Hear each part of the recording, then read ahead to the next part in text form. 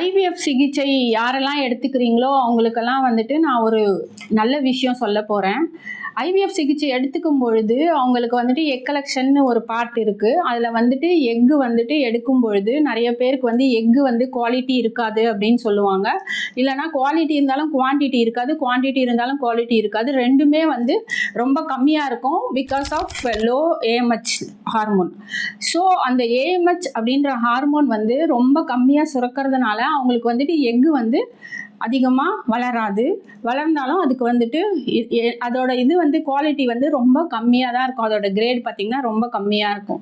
So இந்த மாதிரி இருக்கிறவங்களுக்கு ஒரு சைக்கிள் வந்துட்டு கேன்சல் பண்ணிவிட்டு இன்னொரு சைக்கிள் போக சொல்லுவாங்க.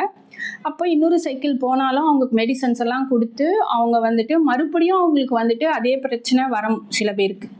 ஸோ அப்படி இருக்கும்பொழுது அவங்க என்ன பண்ணுவாங்க, நீங்கள் டோனருக்கு போங்க அப்படின்னு சொல்லுவாங்க. டோனர்ன்றது என்னன்னா, நீங்கள் வேறு யாரோட கருமுட்டையை எடுத்து தனக்கு வந்து வச்சுக்கிறது தான் வந்து டோனர் எக்ஸ்ன்னு சொல்லுவாங்க.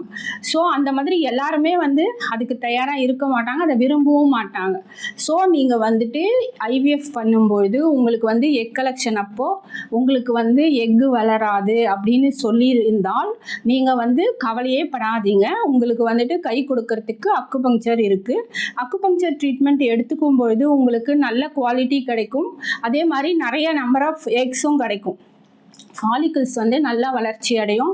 உங்களுக்கு வந்து ஸ்கேன் பண்ணும்போது நீங்களே பார்ப்பீங்க, டே பை டே உங்களுக்கு வந்துட்டு இன்க்ரீஸ் ஆகிட்டே வரும். ஸோ உங்களோட எக்கையை நீங்கள் வந்துட்டு யூஸ் பண்ணிக்கிறதுக்கு அக்குபங்க்சர் உங்களுக்கு வந்துட்டு ஹெல்ப் பண்ணும்.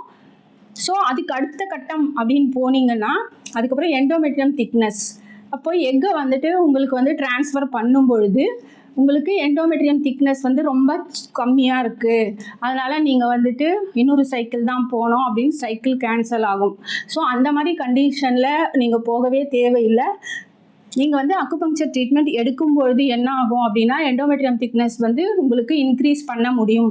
உங்களோட blood flow, uterus blood flow வந்து இன்க்ரீஸ் பண்ண அக்குபங்க்சருக்கு கண்டிப்பாக முடியும். ஸோ அந்த மாதிரி நிறைய பேருக்கு பண்ணியிருக்கோம். அதனால் நீங்கள் வந்துட்டு எண்டோமெட்ரியம் திக்னஸ் வேணும்னாலோ இல்லாட்டி தைராய்டு இருக்கிறதுனால கூட நிறையா பிரச்சனைகள் வரும். ஸோ நீங்கள் அக்குபங்க்சர் ட்ரீட்மெண்ட் எடுத்துக்கோங்க.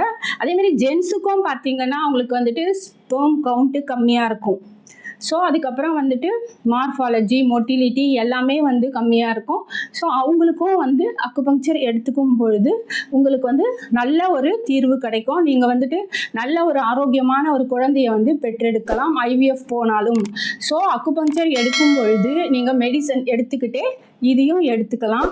உங்களுக்கு 100% ரிசல்ட் கிடைக்கும். இதை பற்றி உங்களுக்கு ஏதாவது டவுட் அப்படின்னா நீங்கள் வந்துட்டு கீழே நம்பர் இருக்குது, நீங்கள் கால் பண்ணி பேசணும்.